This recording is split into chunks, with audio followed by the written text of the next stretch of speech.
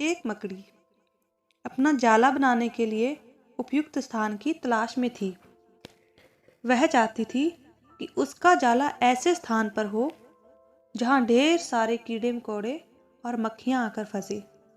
इस तरह वह मजे से खाते पीते और आराम करते अपना जीवन व्यतीत करना चाहती थी। उसे एक घर के कमरे में कोना पसंद आ गया और वह वहां जाकर जाला बनाने की तैयारी करने लगी। उसने जाला बुनना शुरू ही किया था कि वहां से गुजर रही एक बिल्ली उसे देखकर जोर जोर से हंसने लगी। मकड़ी ने जब बिल्ली से उसके हंसने का कारण पूछा तो बिल्ली बोली, मैं तुम्हारी बेवकूफ़ी पर हंस रही हूँ। तुम्हें दिखाई नहीं पड़ता कि ये स्थान कितना साफ सुथरा है। यहाँ न कीड़े मकोड़े हैं और न ही मक्खियाँ। तुम्हारे जाले में कौन फंसेगा? बिल्ली की बात सुनकर मकड़ी ने कमरे के उस कोने में जाला बनाने का विचार त्याग दिया और दूसरे स्थान की तलाश करने लगी।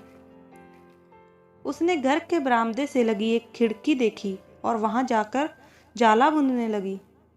उसने आधा जाला बुनकर तैयार कर लिया था। तभी एक चिड़िया वहां आ गई और उसका मजाक उड़ाने लगी। अरे तुम्हारा दिमाग खराब हो गया है क्या, जो इस खिड़की में जाला बुन रही हो? तेज हवा चलेगी और तुम्हारा जाला उड़ जाएगा। मकड़ी को चिड़िया की बात सही लगी। उसने तुरंत खिड़की पर जाला बुनना बंद कर दिया और दूसरा स्थान ढूंढने लगी। ढूंढते ढूंढते उसकी नजर एक पुरानी अलमारी पर पड़ी। उस अलमारी का दरवाजा थोड़ा खुला हुआ था। वह वहां जाकर जाला बुनने लगी। तभी एक कॉकरोच वहां आया और उसे समझाइश देते हुए बोला, इस स्थान पर जाला बुनना व्यर्थ है। यह अलमारी बहुत पुरानी हो चुकी है। कुछ ही दिनों में इसे बेच दिया जाएगा। तुम्हारी सारी मेहनत बेकार चली जाएगी। मकड़ी ने कॉकरोच की समझाइश मान ली और अलमारी में जाला बुनना बंद कर दिया। दूसरे स्थान की खोज करने लगी। लेकिन इन सब के बीच पूरा दिन निकल चुका था।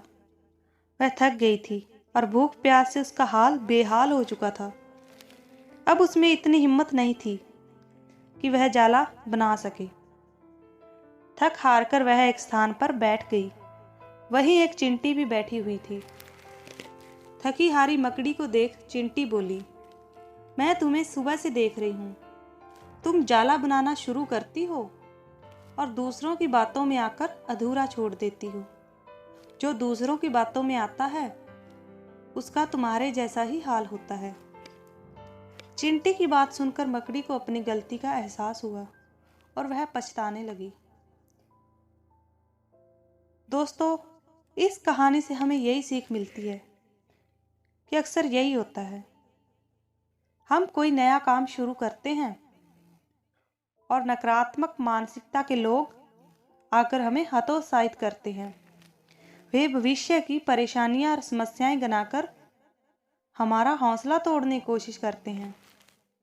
कई बार हम उनकी बातों में आकर अपना काम उस स्थिति में छोड़ देते हैं जब वह पूरा होने की कगार पर होता है और बाद में समय निकल जाने पर हम पछताते रह जाते हैं।